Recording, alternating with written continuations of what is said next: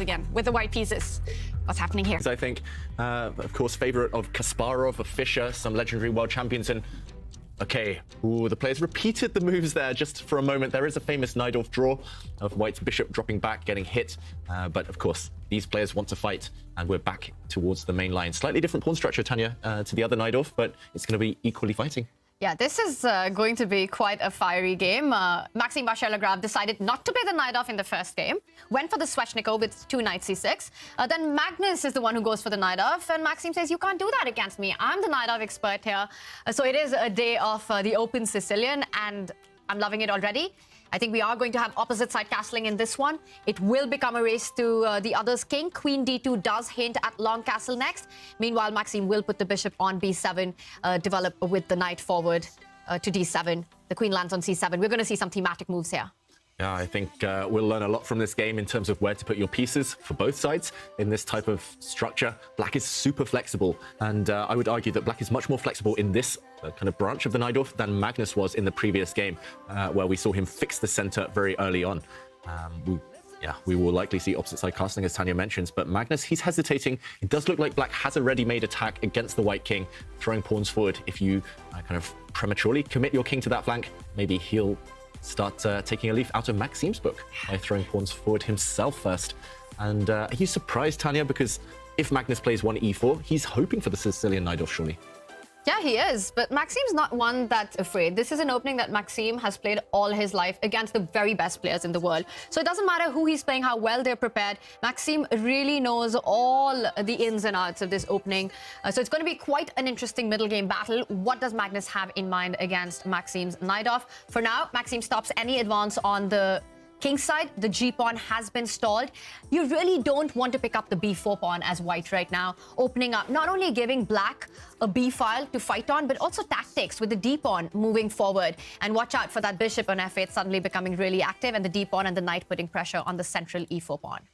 Yeah, definitely don't get greedy here. You can actually take this pawn in 2 different ways. You can also advance your knight to hit the Black Queen, but this would also be inadvisable because the White Knights now are just terrible on these 2 squares, a4 and b4. And similar ideas to yours there, Tanya. Either the Black Rook can use the b file, or maybe Black can even strike out in the center. And this bishop looks extremely strong. The tactics will favor Black, while the White King is so exposed in the middle of the board. And of course, Maxime Vachier-lagrave, being an expert, he won't play a move like pawn to h6. Quite slow move there, unless he's hoping for White to take the bait. This pawn is poisoned, and I'm expecting Magnus to kind of be consistent. He's lifted his queen up, he's got ready to castle, he's pushed pawns on the king side, so castle queen side makes a lot of sense here right now. And the only thing that confuses me in this type of position, or at least the main thing, a lot of things confuse me here, but the main thing is this knight. Is it a strength or is it a weakness? It's kind of on an outpost because it can't be hit by a pawn, but it could also get kind of trapped on the edge of the board if you're not careful, not influencing the center.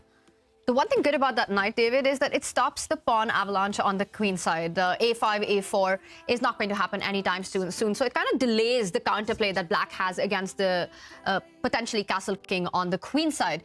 A knight to a4, it can become a target, but while Maxime will set that up, Magnus needs to find his play either in the center or the king side based on where Maxime decides to place his king. So it often becomes a race and a question of momentum. Who gets to each other's king first? Yeah, and okay, I'm going to ask you about the clock this time. Magnus, he's only spent a couple of minutes, but it is slightly worrying that he's thinking, again, he's fighting on his opponent's home territory. This time Vachier-lagrave with the black pieces. This is his bread and butter. And again, he's thinking, Magnus, he could have predicted this type of position. How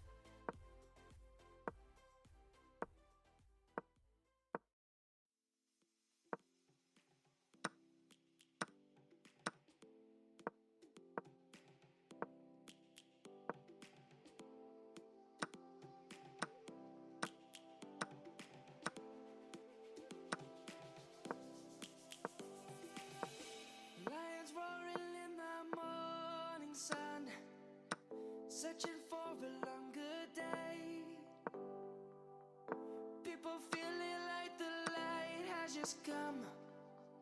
We must never stop the way. Birds chirping and I hear my name, grasping into life. Life is happy but it's so insane. We must merely make a start. Savannah, I'm coming home. Savannah, we'll never be alone. Savannah, the beauty of the world. Savannah, let's all take a ride. Just how strong he is tactically.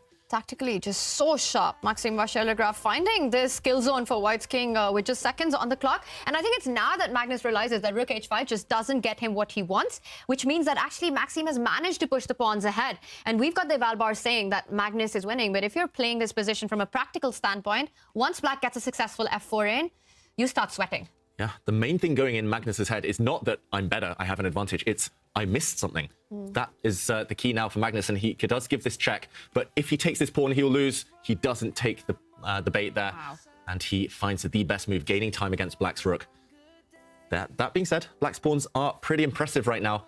So if black can survive the next few moves and get them rolling, then Maxime still has a chance. Again, such high quality play. Both players seeing everything right now. Still 0 blunders this whole match. Magnus finding bishop b6, just incredible. Also, not only just attacking that rook on d8, but you want to guard that g1 square, not allow black's rooks to line up on the 8th rank. And these bishops can start sort of coordinating together to start hitting the black rook. Rook d7, you can ask more questions. Bishop to b5, it's just not so easy for the rooks to feel comfortable once the bishops start coming after them. But he takes one, but doesn't this allow... Oh, and the evaluation bar is getting confused here. The black pawns are rolling.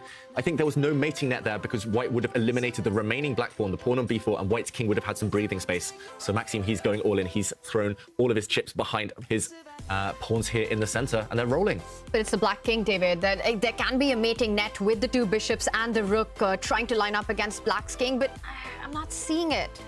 The good thing for Magnus is these pawns, they're rolling, but he can give up one of his bishops for them, and he should be relatively safe there. He plays the most natural check, but the evaluation bar says no. How frustrating is this? The black king has only got 2 safe squares. It gains time against the white rook. And now, does Maxime make a new queen? No, he doesn't. Oof, crazy move here. Don't take this black rook. Black will make a new queen. This rook is poisoned, and the other black pawn is going to roll.